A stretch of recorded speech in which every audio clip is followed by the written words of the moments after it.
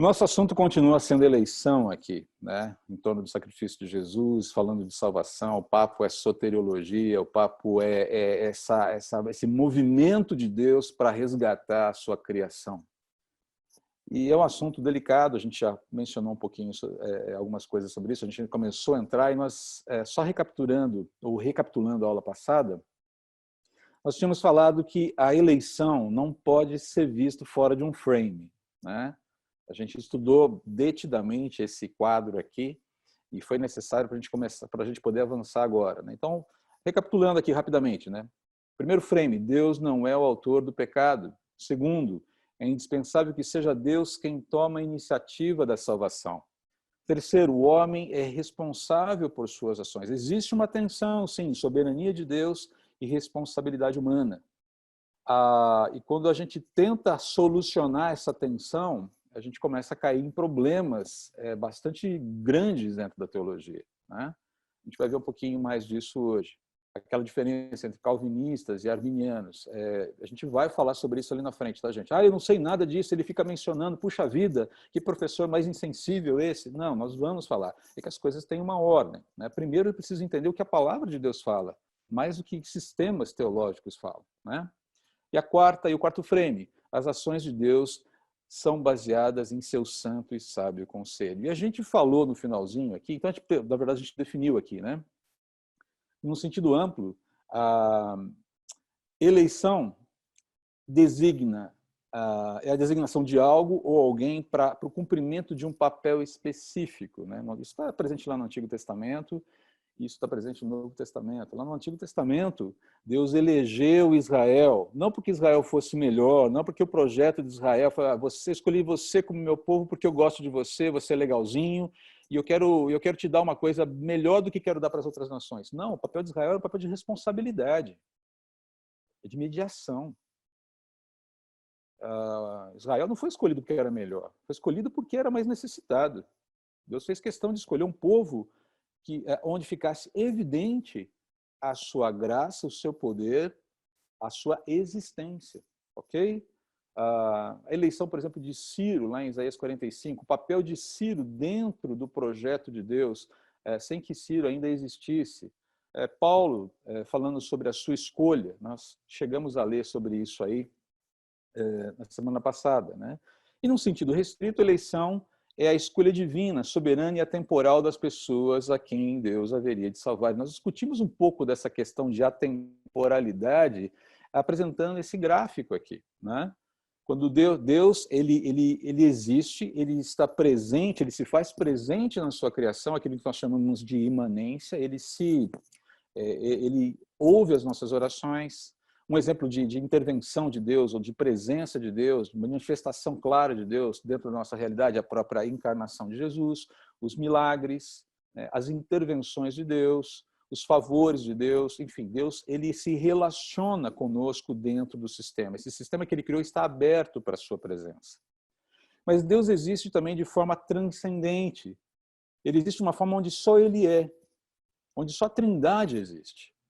E é nessa instância de existência, se é que a gente pode colocar dessa forma, em que Deus tem as suas decisões, que nós chamamos de atemporais, mas que para a gente são misteriosas em que sentido? Nós olhamos para as decisões de Deus, e elas são mencionadas na Bíblia, por exemplo, Efésios capítulo 1, como sendo passadas. Porque a nossa realidade ela não consegue ser vivida sem essa compreensão, ou sem esse elemento chamado tempo. Nós necessitamos do tempo. Nós pensamos em termos cronológicos, em termos de passado, presente e futuro. E embora Deus expresse a sua vontade soberana dentro do tempo, em momentos passados, presentes e futuros, as suas decisões não estão presas a isso. A gente mencionou um pouquinho sobre isso, né? A gente falou um pouquinho sobre isso. Então esse gráfico aqui, que a gente vira e mexe, recupera nas nossas aulas, né? Quem acompanha a Escola Bíblica Dominical nos últimos 2, 3 anos, sabe que a gente está sempre colocando esse gráfico aí, porque realmente eu quero massificar esse negócio na cabeça do pessoal, porque ele representa muito bem, graficamente e de forma simples, conceitos teológicos complexos. Tá? Então, nós fizemos essa pergunta aqui, a primeira pergunta. Deus decide dentro ou fora daquilo que denominamos tempo? E a gente entendeu que Deus decide fora. O que é decidir fora? Deus não está preso ao tempo para decidir. E a pergunta seguinte que eu mencionei, que eu fiz, a gente respondeu e quase que, né, o pessoal falou, uau, nossa, que coisa meio maluca e tudo mais, né? Se Deus decide fora do tempo, quando ele decide? E a resposta foi agora. Mas não o nosso agora, o agora de Deus, ok? Mas isso impacta de tal forma a nossa leitura dos fatos, torna tudo muito maior e, ao mesmo tempo, mais assombroso, no sentido positivo, mas, ao mesmo tempo, belo. Né? Que parece que Deus, lá atrás, em relação a nós, tomou uma decisão e agora a gente está vivendo as consequências disso. É a coisa mais ampla que isso, bem mais ampla, tá bom? Então, é nesse quadro que nós estávamos aqui quando fechamos, né, delimitamos o assunto para a gente poder seguir com ele. Sem essas delimitações, nós não podemos analisar propostas. E vamos lembrar que a nossa base sempre é as Escrituras, tá? Sempre são as Escrituras, tá bom? Muito bem.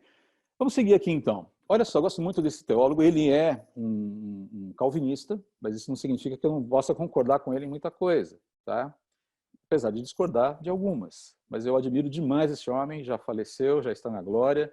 R.C. Sproul, um homem maravilhoso, uma mente brilhante, aí, um grande teólogo. Olha o que ele fala sobre essa questão, especialmente mencionando Efésios. Paulo diz em Efésios, e em amor nos predestinou para ele. Deus nos predestinou para ele. Para adoção e filhos, por meio de Jesus Cristo.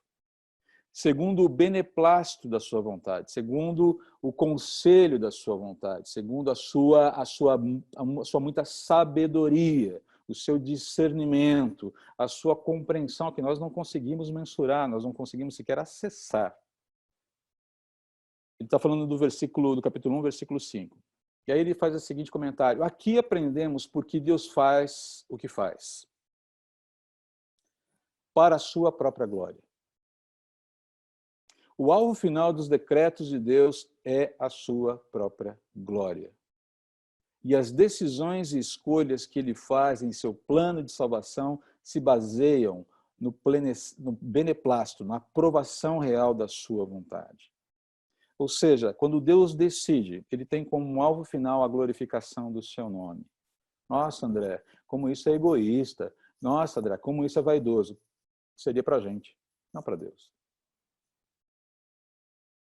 Nós precisamos entender que não dá para nós aplicarmos as nossas réguas a Deus. Nós é que precisamos ter a nossa vida medida pela régua dele. Na verdade, ele é a própria régua. Então, quando a gente fala de Deus fazendo tudo para a honra e glória do seu nome, é porque se ele não fizer isso, a realidade simplesmente colapsa. Caos. Caos. E, na verdade, nós já sentimos os efeitos desse caos quando Deus não está presente. Quando Deus é ignorado. Quando ele não é honrado, quando ele não é buscado. Nós vemos os efeitos disso na realidade. Então, Deus opera para o louvor da sua glória porque ele é Deus. E porque se ele não fizer isso, a realidade que depende dele simplesmente implode. Volta aqui para esse gráfico. A relação de Deus com a sua criação é muito simples, mas ao mesmo tempo intensa, complexa e maravilhosa. Ele não só criou, ele também sustenta e ele intervém. Nós estamos aqui porque ele está sustentando tudo com as suas mãos. A gente vê isso lá em Colossenses capítulo 1, versículos 15 capítulo 1, versículos 15 a 17. Mencionarei esse texto na pregação de hoje. Fique ligado. Aliás, vou dar um spoiler aqui para vocês. Qual a ligação de Atos, capítulo 1, versículos 1 a 12, com o princípio da inércia na primeira lei de Newton? Tchan, tchan, tchan, tchan. Ok, chega. Já dei spoiler, volta aqui para a aula. Tá? Pare de pensar nisso agora, pare de pensar na lei da inércia, tá? É só para fazer você acordar. Falei, esse André é um maluco, né? Não sou maluco não, tem tudo a ver, tá bom? Então volto aqui, né, para a declaração de Sproul, e aqui abro uma pergunta. Na verdade, quando a gente lê isso aqui, surge naturalmente uma pergunta, uma inquietação. É natural que ela surja, a gente precisa lidar com ela, mas dentro desse frame que a gente acabou de falar aqui, né? Se Deus escolhe um e não o outro, independentemente do que as pessoas fazem, ele não está sendo caprichoso e tirânico? Ou seja, se Deus não escolhe as pessoas com base no mérito delas, e ele escolhe um e não escolhe o outro, ele não está sendo caprichoso e tirânico? Porque essa é a acusação que muitos ateus fazem. E essa é muita acusação que muitos crentes fazem. Espera aí, se está tudo determinado, se as cartas estão marcadas, então, já era. Lembre-se, Deus escolhe agora. Existe, de alguma forma, uma conversa, um diálogo entre a soberania de Deus e a responsabilidade humana, que por mais que eu não consiga acessar, não significa que não exista, não significa que não aconteça. Uma dimensão que só ele consegue compreender, entender e articular, tá bom? Então, de novo, estamos indo dentro das delimitações. Aí voltamos aqui para outra fala do Sproul. Paulo diz que a escolha vem do bom prazer da vontade de Deus. O que Deus escolhe está baseado em sua retidão e bondade íntimas. Deus não faz uma escolha má ou qualquer coisa má. É por essa razão que Paulo louva a Deus por seu plano de salvação. Ele continua falando sobre eleição, fazendo uma exegese, uma análise do texto de Efésios. Agora, esse é o grande problema. Quando a gente volta para essa questão aqui, poxa, isso é injusto. É injusto com base em quê? É injusto com base em que argumentos? Ou melhor, esse argumento ele funciona, ele está baseado em que fatos?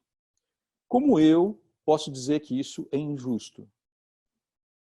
Eu gosto muito dessa frase do Gilbert Keith Chesterton, onde ele fala o seguinte: olha, se Deus desse 1 milhão de opções ao homem para chegar a ele, o homem reclamaria de não haver 1 milhão de opções mais uma. A questão não é o caminho, mas os requerimentos estabelecidos por Deus para o caminho. Sabe qual é o problema? A questão não é, Deus é injusto porque escolhe um e não escolhe outro. A questão é, ele deu a possibilidade. Ele ofertou a possibilidade. Jesus morreu na cruz. O caminho foi estabelecido. Mas ainda que haja um caminho, ainda que ele seja sistematicamente pregado, ainda que os dias sejam renovados pela graça e misericórdia de Deus, os homens continuam com o punho levantado para ele. Alguém vai falar, mas estão com o punho levantado para ele porque Deus estabeleceu, porque Deus determinou assim. Não é tão simples assim.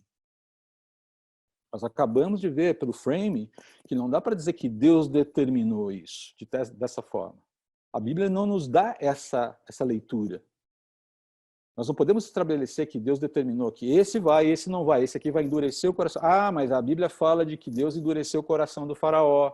A Bíblia fala do filho da perdição, que era Judas.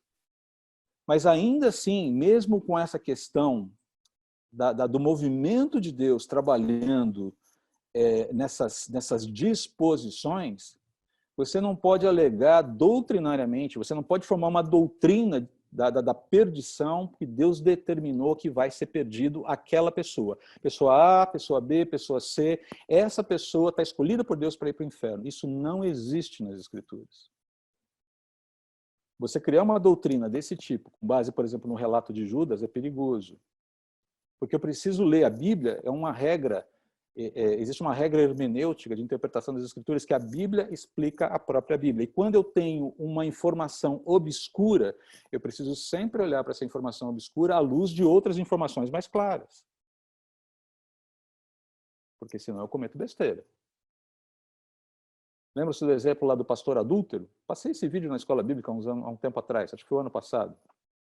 Um sujeito que foi procurado por uma irmãzinha da igreja, casada, com 4 filhos, e disse que ela disse para ele: tive um sonho em que eu tinha relações sexuais com o Senhor e porque a gente tinha que ter um filho juntos. E ele ficou, nossa, puxa vida, vou ter que entrar em oração para saber a vontade de Deus para a minha vida. Hã? Mas foi o que ele fez. Curiosamente, ele foi buscar a vontade de Deus no livro de Oséias. E lá ele leu, lendo a ordenança de Deus para Oséias. Toma uma mulher, assim, assim, assado, e adúltera. E ele leu adultera. E foi lá e teve relações com a esposa do irmão. Acho que vocês se lembram disso. Durante a reportagem, o repórter que o entrevistava falou: mas o senhor não leu errado aqui? Não é, isso aqui não é um verbo. Não é um imperativo. Isso aqui é um adjetivo, é uma qualificação adúltera. E ele falou, pois é, ainda bem que você está aqui, né? Porque uma coisa leva a outra, e a gente precisa da voz do Espírito. Meu amigo. Então percebam que a Bíblia explica a própria Bíblia. Se eu tenho uma crise, eu não vou para um texto controverso. E nesse caso nem era controverso, era só simplesmente olhar o sinal agudo ali, numa das sílabas da palavra. Mas existe muito essa dinâmica de você criar regras, de você criar interpretações a partir de textos isolados, sem avaliar, sem fazer um contraponto, sem entender, à luz do todo, o que aquilo pode significar. Então é por isso que a gente tem que tomar muito cuidado com essa ideia de que Deus escolhe pessoas para a perdição, já está determinado, já nasceu indo para o inferno. Não tem, pode fazer o que for. Como disse um amigo meu certa vez, ele falou, Deus tem a obrigação de salvar alguém? Fala para mim, Deus tem a obrigação de salvar alguém? Ele não tem a obrigação de salvar ninguém. Ele deu tudo certinho dentro do vidrinho, como falava minha avó. Tudo organizado, tudo jóia. Criou o homem perfeito, colocou a despensa lá à disposição, cheia, toda organizada, tudo muito bem resolvido. E só pediu uma coisa, falou, olha, confirme a sua santidade obedecendo a minha instrução. Não coma daquela árvore. Um único pedido. A gente sabe a história. Deus tinha a obrigação de intervir, depois de ter dado todas as possibilidades para Adão e Eva. Ele poderia ter acabado com a realidade ali mesmo. E ainda assim ele continuaria sendo justo. Então nós precisamos tomar cuidado com os nossos conceitos de justiça. Porque normalmente nós imprimimos para Deus, ou lançamos em Deus, a nossa régua de justiça. Isso está errado. Mas com base em quê? Você conhece todos os fatos? Eu conheço todos os fatos? Conheço toda a dimensão da existência para poder dizer que algo é justo ou injusto? É a atitude de Jó diante de Deus. Antes os meus olhos te ouviam, antes eu te conhecia de ouvir falar, mas agora os meus olhos te veem. Deus não se explica para Jó por que permitiu que Satanás o tentasse daquela forma. Por que o sofrimento veio naquela carga imensa? Quando chega naquele momento mais agudo, Deus usa 3 capítulos de Jó para dizer quem ele é e o que ele faz. Eu falei, você entende toda a realidade para discutir comigo nessa dimensão? Você consegue compreender as dimensões em que eu opero? E como essas questões que atingem a sua vida, elas têm uma complexidade, uma matriz que você não consegue acessar, e por mais que eu possa fazer com fantoches aqui, você vai continuar sem entender. Deus usa uma linguagem paralela ali com Jó. Onde você estava quando eu lancei os alicerces da terra? Onde você? Uau! Jó, ele... Ok, Senhor, estou entendendo o ponto. Eu não tenho competência para lidar com desdobramentos, para lidar com essa matriz que se abre por trás dos fatos imediatos da minha vida. Mas eu te agradeço porque o Senhor é real e tem misericórdia de mim. Muito bem, vamos seguir aqui. Nós precisamos lembrar que existe essa tensão, né? Eu faço questão de repetir isso aqui. Existe uma santa tensão entre a responsabilidade, a soberania de Deus e a responsabilidade humana. Volto aqui para Deuteronômio 29 e 29, que é um texto que eu gosto muito, e que me acalma no momento em que eu fico inquieto um pouco com as coisas. O Senhor nosso Deus tem segredos que ninguém conhece. Não seremos responsabilizados por eles, pelos segredos. Eu não tenho responsabilidade sobre os segredos que só Deus conhece.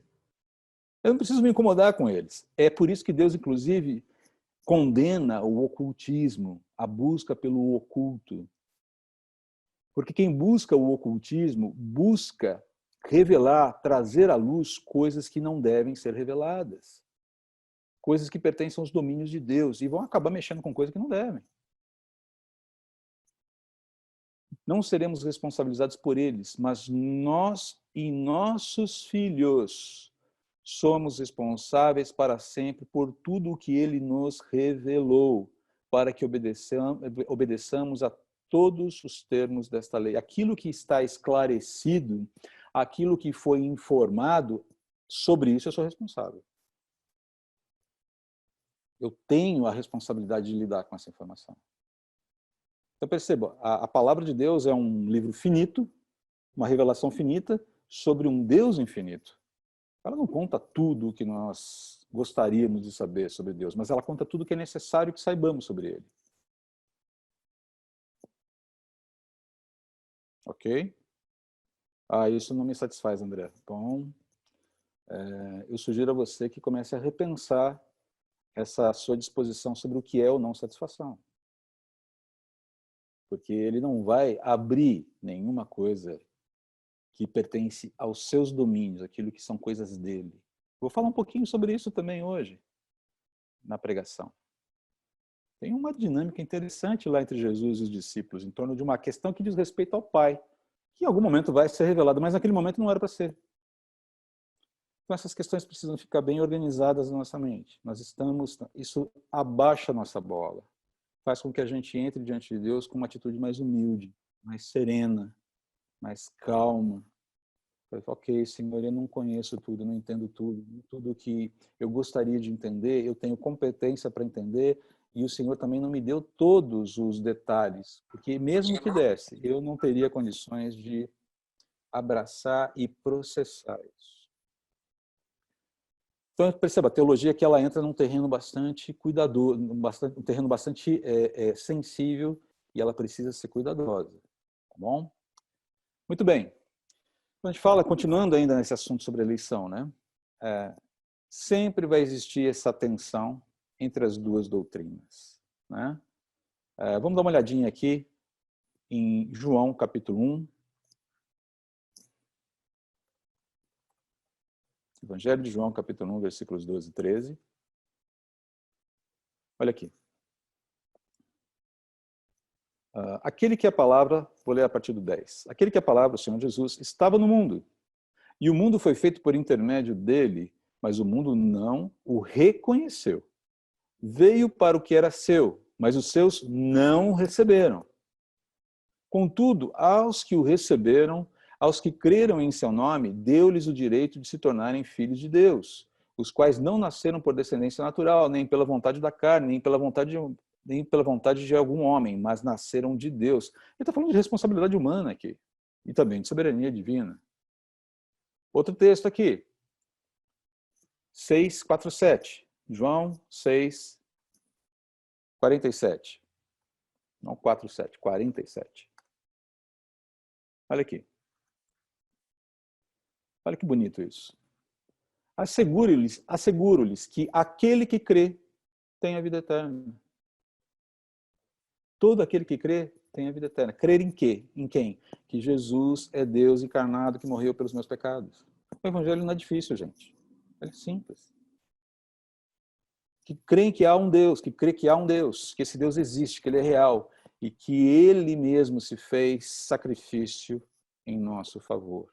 É ele quem nos busca, é ele quem nos redime. Né? Olha aqui, Atos 13.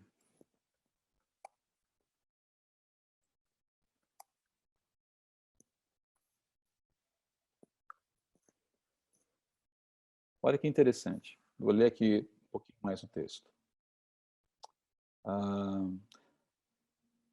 Deixa eu ver aqui. A partir do versículo 44, tá? No sábado seguinte, quase toda a cidade se reuniu para ouvir a palavra do Senhor. Lembre-se que aqui você tem o comissionamento de Saulo e Barnabé, na igreja de Antioquia, tá? Os caras já estão em missão aqui, tá? Quando os judeus viram a multidão, ficaram cheios de inveja. Inveja é uma tranqueira mesmo, né? E blasfemando, contradiziam o que Paulo estava dizendo. Então perceba que o problema aqui é inveja. Esse cara está arrebanhando um monte de gente para ouvi-lo. Isso não é legal, não gosto, ele não pode. Eu é que tenho que fazer isso. Né? Estou falando dos líderes judeus, dos líderes religiosos aqui. Né? Então Paulo e Barnabé eles responderam corajosamente: era necessário anunciar primeiro a vocês a palavra de Deus, aos judeus. Deus tem uma economia, tem uma forma de fazer as coisas. Uma vez que a rejeitam, ele está falando do povo, nação de Israel. Fala do povo de Israel, mas não de uma maneira a cortar as relações com o povo de Israel. Né? Mas falam dessa dureza da nação de Israel, do coração dos judeus, representada pela nação de Israel, como uma forma, inclusive, de abraçar todo mundo. O movimento que Israel não fez, Deus está fazendo, né? Embora o seu projeto com o povo de Israel permaneça ali em stand-by, aguardando o cumprimento. Mas isso é uma outra história, a gente vai falar sobre isso em escatologia, tá? Uma vez que a rejeitam e não se julgam dignos da vida eterna, agora nos voltamos para os gentios.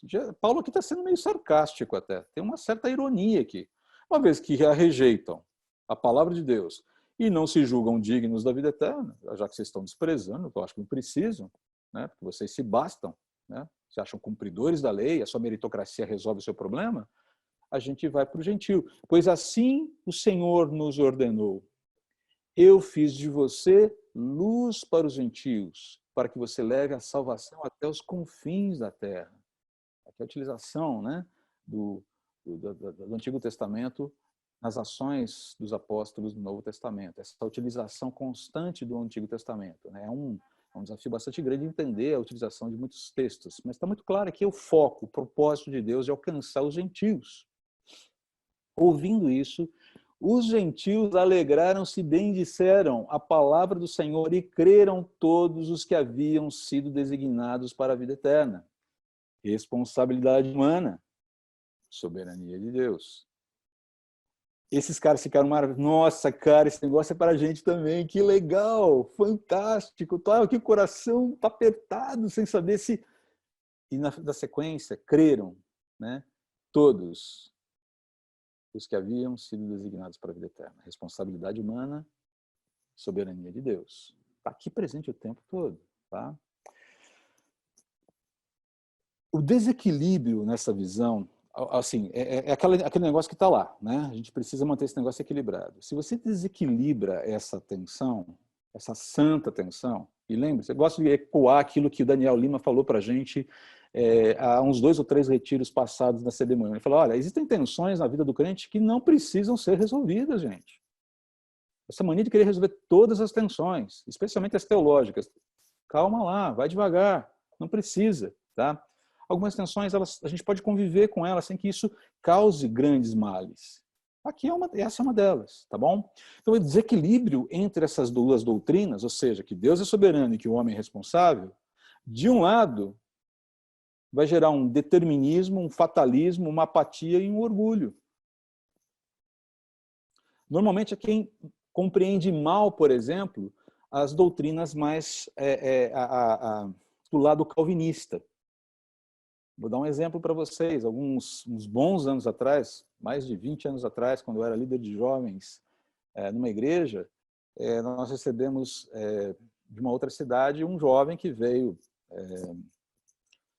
estudar, fazer faculdade, e ele começou a viver uma vida muito errática ali. Ia na igreja, ia nos jovens no sábado à noite, terminava lá pelas 10 horas, e ele ia para a balada, aparecia no domingo seguinte, às vezes até meio chapadão, para o culto, para a escola bíblica dominical. Um dia eu cheguei nele e falei, cara, o que está acontecendo com você?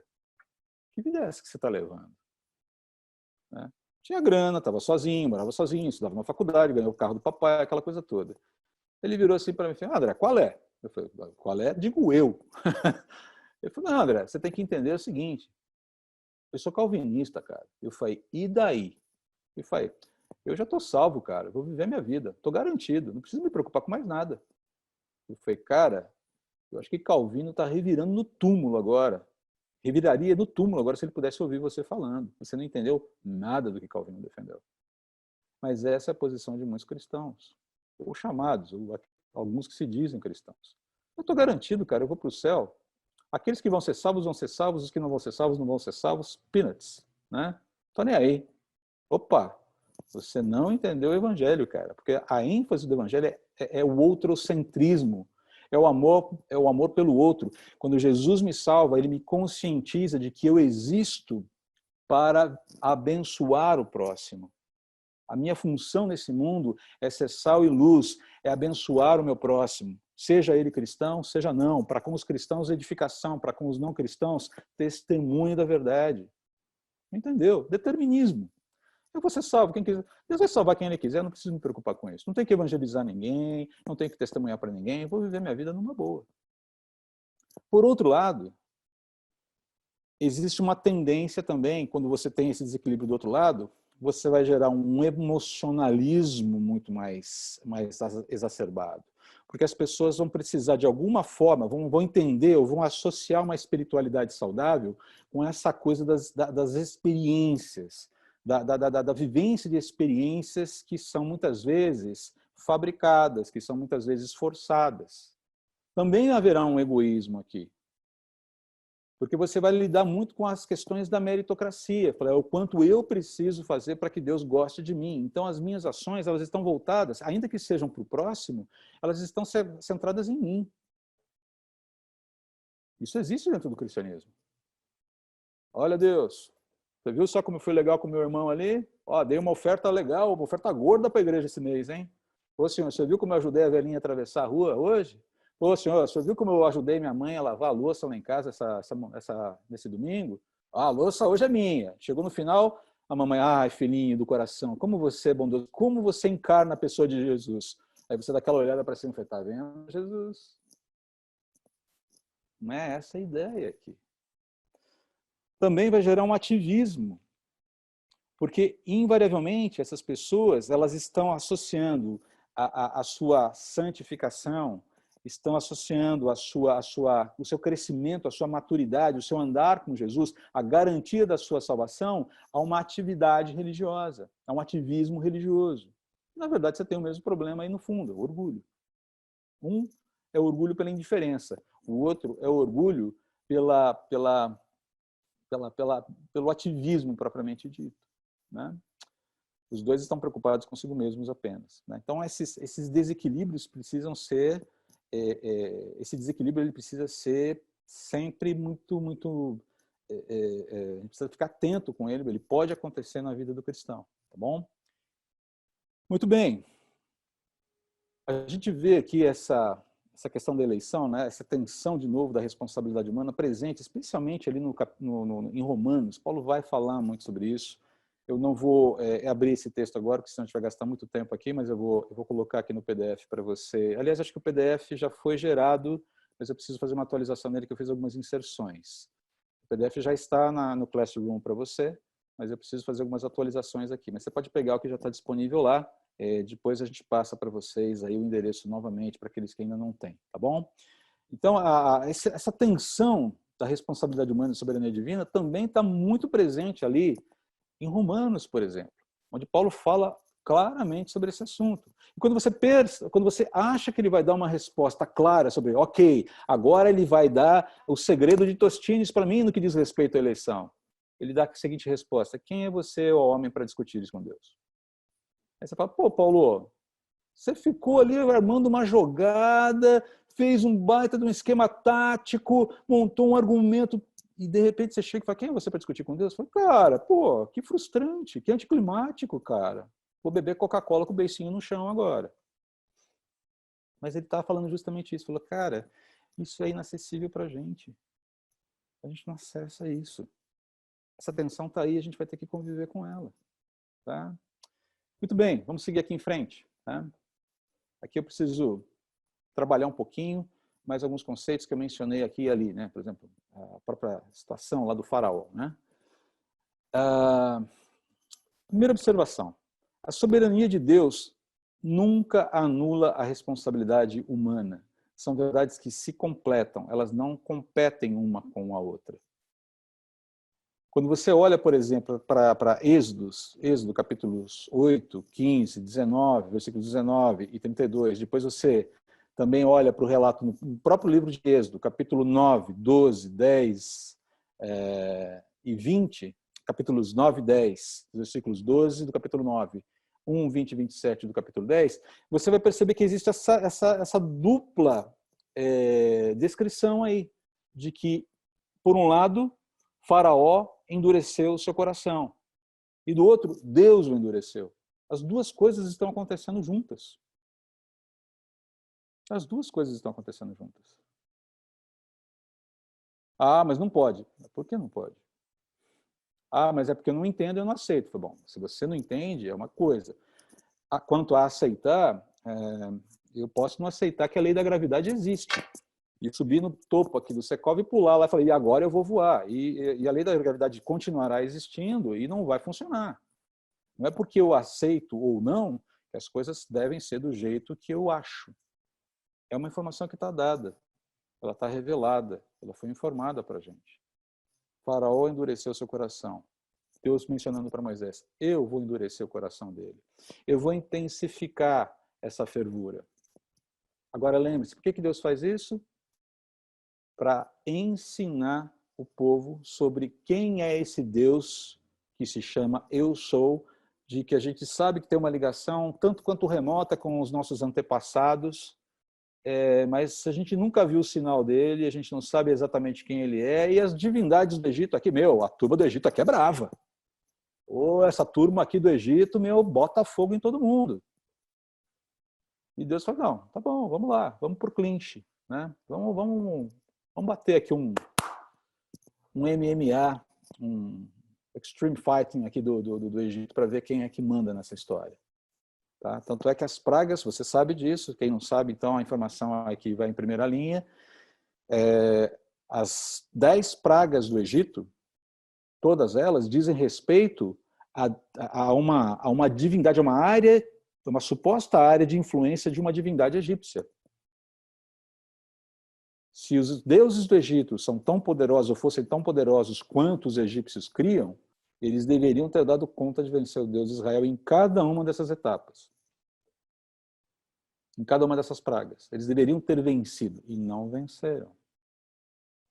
Muito bem, então a gente está falando desse movimento de Deus, né, usando essas situações para a glória do seu nome, visando a correção, a condução da história nos termos que ele tem em mente, para que a própria realidade consiga subsistir, viver, existir, cumprir o seu propósito.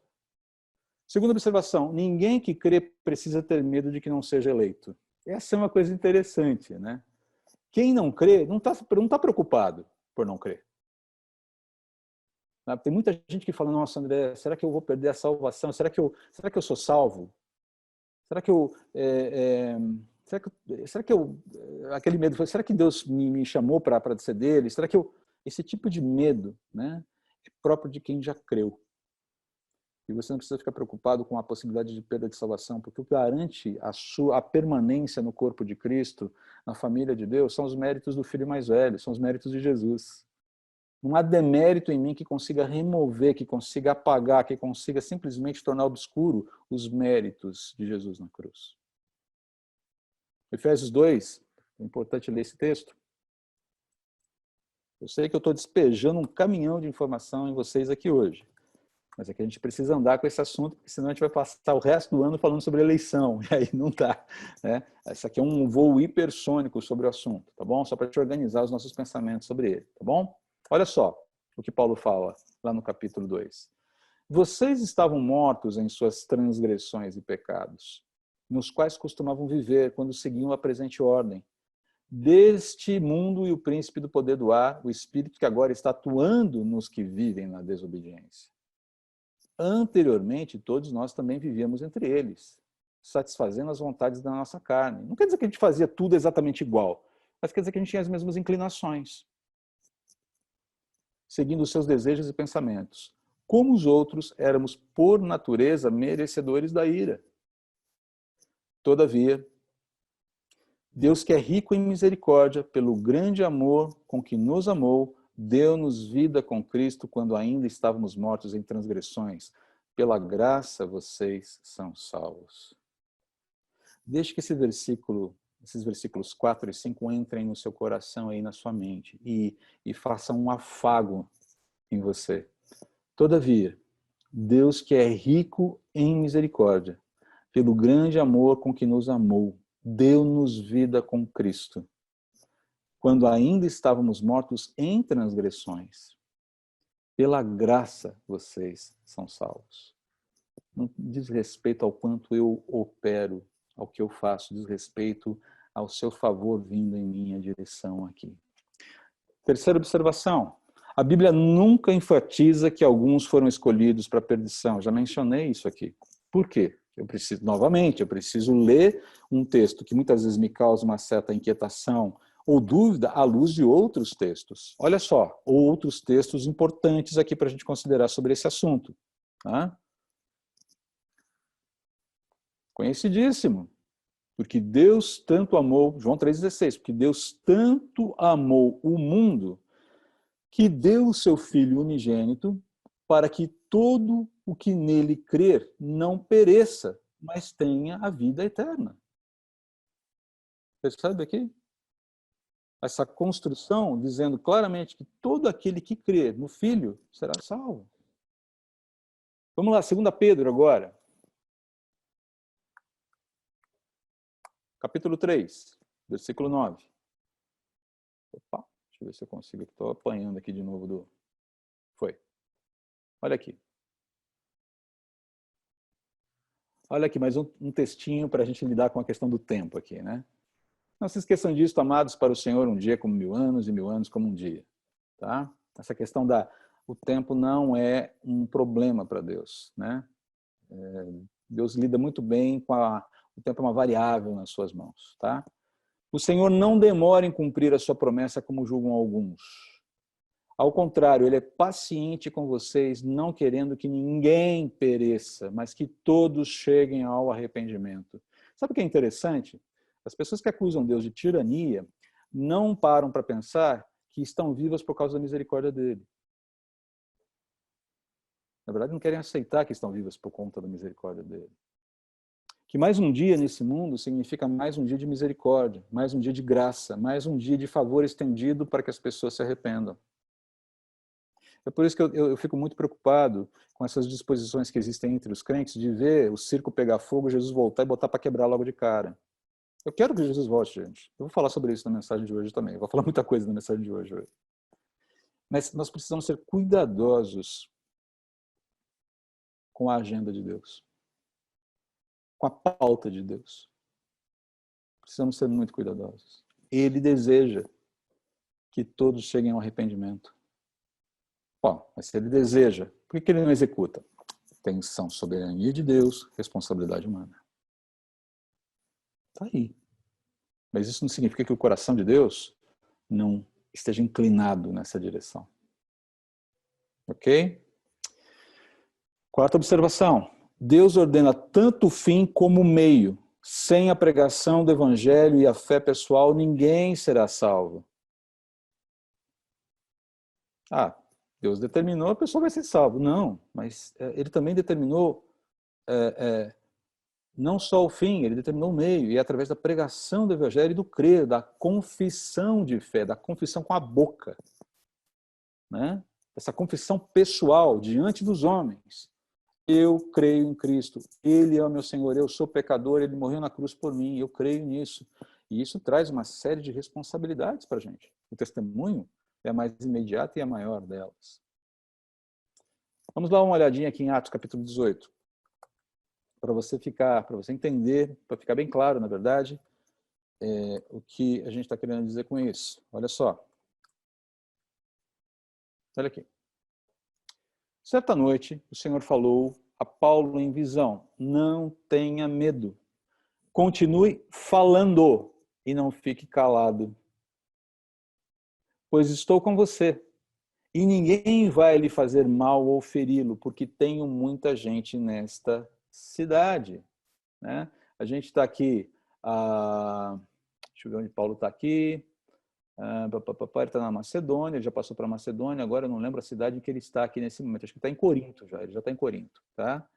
Então perceba aqui, isso não quer dizer que Deus está blindando Paulo, está dizendo, cara, você vai ser uma testemunha, continue falando. Corinto era uma cidade extremamente problemática. Em algum momento nós estudaremos o livro de 1 Coríntios, vocês vão entender, 1 Coríntios, vocês vão entender ali as muitas dinâmicas da cidade e os desafios que não são muito diferentes do que nós vamos enfrentar aqui em Moema. Gente, caso vocês não saibam, a Moema é um dos bairros onde há um índice de moralidade absolutamente perturbador. Grande parte, se não a maior parte das casas de swing de São Paulo estão em Moema. Há um nível de prostituição, de chamado luxo, acachapante. Índices de suicídio altíssimos. Ainda que o nosso IDH seja superior a muitos países da Europa. Percebe? Olha o desafio aí. Tá? Responsabilidade humana, soberania de Deus. Mas esses movimentos dependem da ação do Espírito. É por isso que a gente precisa de orar, a gente precisa de colocar os joelhos no chão e orar.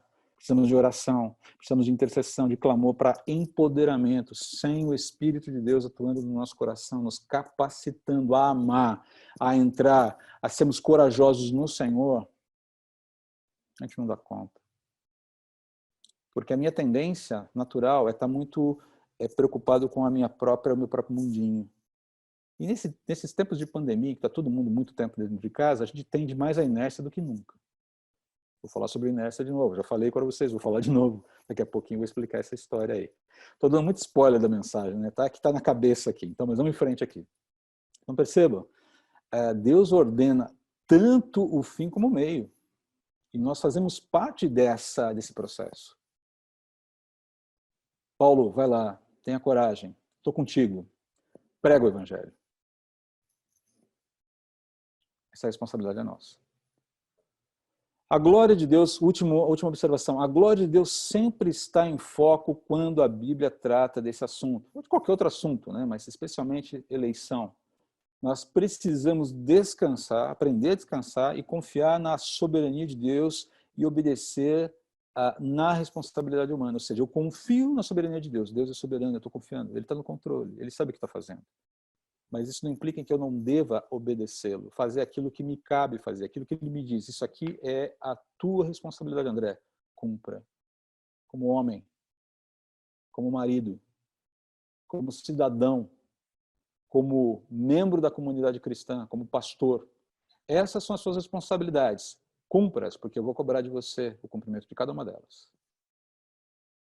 Mas, Senhor, obedeça em amor. Decida obedecer.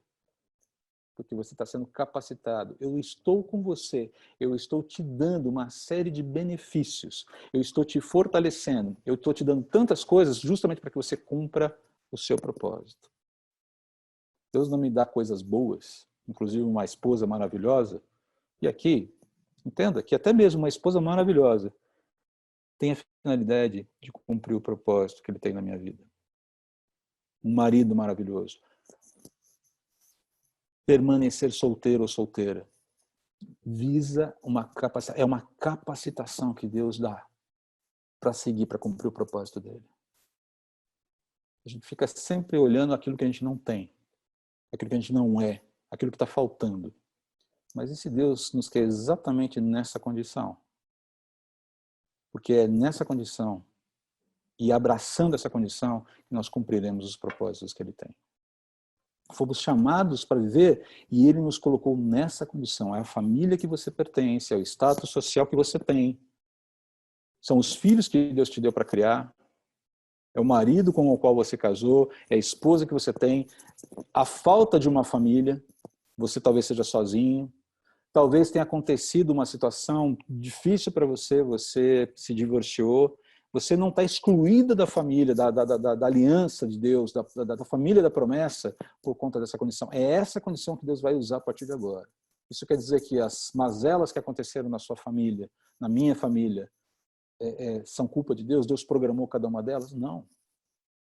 A responsabilidade de ser um bom homem, um bom marido, um bom cidadão, um bom pastor, é minha. Quando eu erro, eu preciso acertar as contas com Deus. Percebe? Essa tensão está aí. Eu preciso lidar com ela de forma adequada. Tá bom?